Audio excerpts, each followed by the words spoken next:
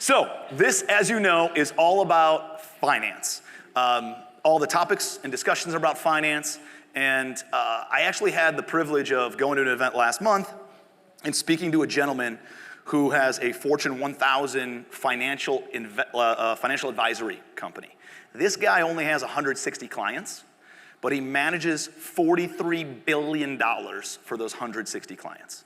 It's an average, not even net worth. What he manages for them is, on average, $250 million per person, right? And I got to speak to him, and then he actually gave a presentation and spoke on stage, and it was very, very profound, especially for where I was in life and where I am in life, right? And how I've grown my business and now trying to figure out what is the next chapter kind of a thing. And the speaking points were so profound that I wrote them all down and I wanted to share those with you, right? He called it the psychology of money. There's actually a book that he got some of these from, but these are directly influenced by him based on his clients and how all of his clients built $43 billion of wealth that he now manages.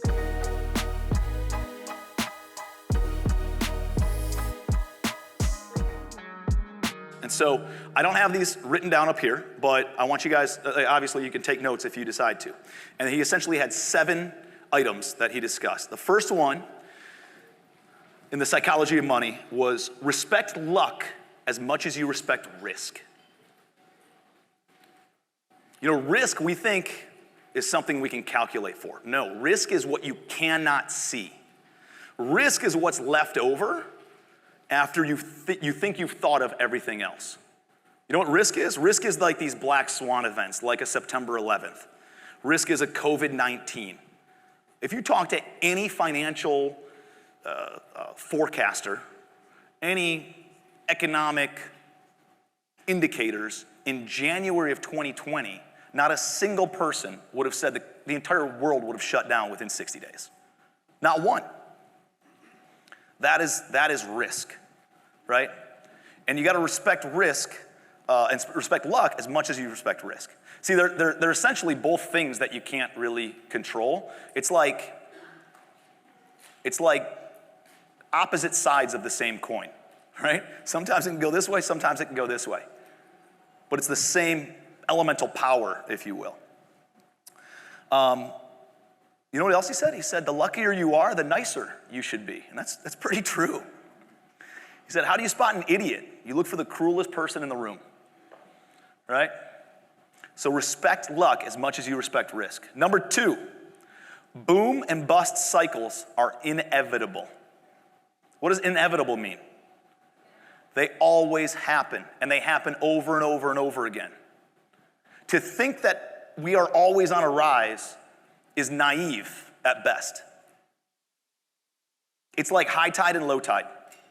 Tide goes out, tide comes in. Market cycles go out, market cycles come in. Everything is cyclical. The question becomes, where are you on the cycle? Where is your industry? Where is your market on the cycle? Is it on the rise? Is it at the top? Is it coming back down? Is it at the bottom? And what are your activities that you pursue in each of those different parts? When you're at the top of a cycle, that's the time not to get wasteful. It's the time to build a surplus. Because you know that boom and bust is what? Inevitable. And it's going to come back down here. And when it comes back down here, as it always does come back down here, you will have enough of a cushion to ride out any sort of economic turmoil that you might be facing. Knowing that it always happens, now you can create a more predictable trajectory for your business, your own personal finances. He said, plan for the downside, work the upside. Number 3, getting wealthy requires taking risk. Staying wealthy requires humility, frugality, and paranoia. Think about that. Here's the thing. In order to get shit off the ground, man, you got to take some risks. But it's 2 completely different mindsets. It's 2 completely different business models to build wealth, to create wealth, and to sustain wealth, which is why I think a lot of people get messed up, because we stay in this risk mode because that's what we've always known to grow our business, and then we don't change once we've built that wealth. And once you're sitting on your assets and your tranche of capital, and you've built that moat around your family, right? It requires humility, frugality, and paranoia. He said everybody, all of his clients, when they made their money, they were hyper-focused on one thing. All they did is obsess over one thing. They didn't diversify when they were growing their business. They were insanely focused on one thing, obsessive over it, and grew the shit out of it. And then they sold or went public, and then they diversified. It's two completely different business models, two completely different mindsets.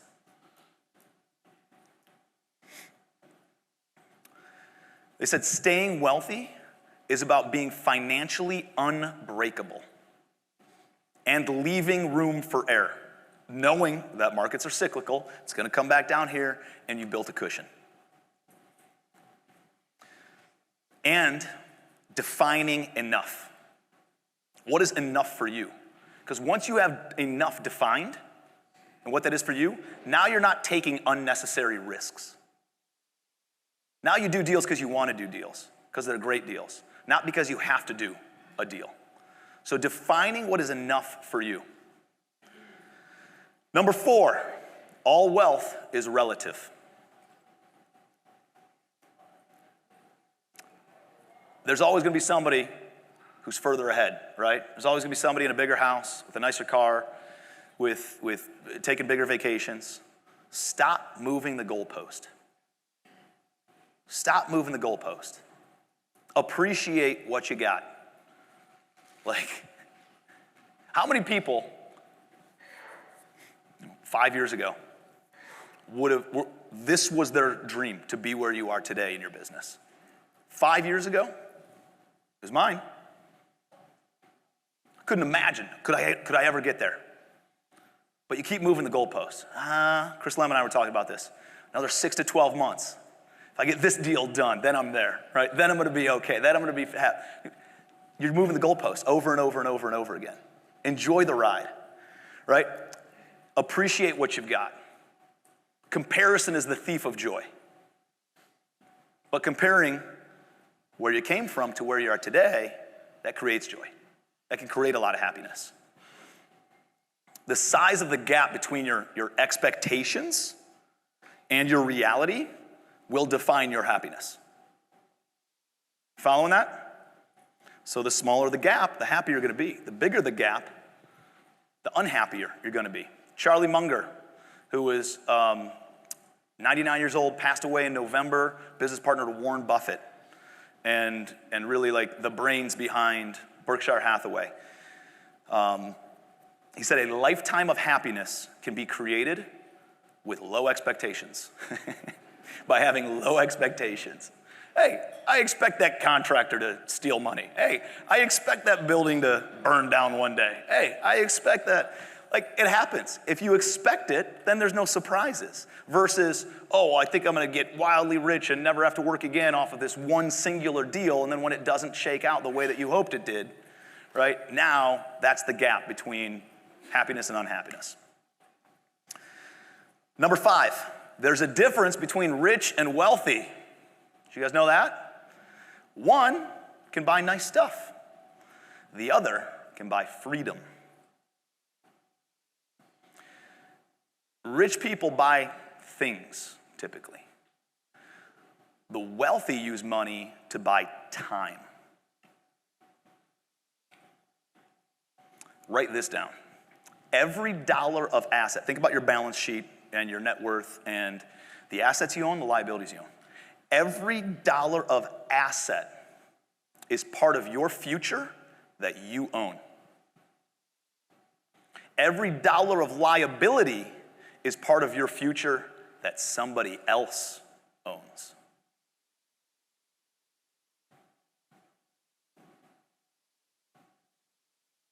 Tough to stomach that one. Now, don't get me wrong, right? Debt can be a great thing as you're growing. There's no way that I could have scaled my business the way that I did without debt. And at the same time, it needs to be a different philosophy, a different psychology of what this next chapter looks like for me personally, for where I am. And so now, trying to pay down a lot of things and reduce a lot of that, so that way I own my future, not somebody else. Does that make sense? Number 6, have a plan. And plan on the plan not going as planned. Have a plan and plan on the plan not going as planned. You plan, God laughs. But a plan, it's kind of like bowling, right? It's like the bumper guards, right? At least it'll keep you on the lane.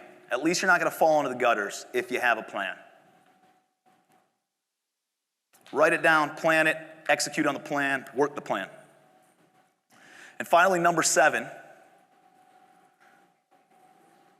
achieving average results consistently over time is far more powerful than achieving above average results over a short amount of time.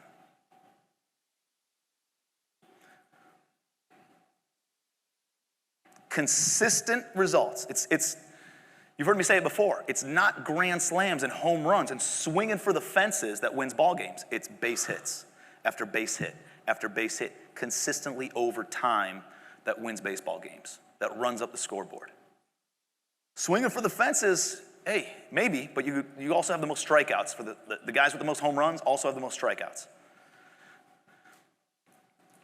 Base hits is what keeps the scoreboard running up.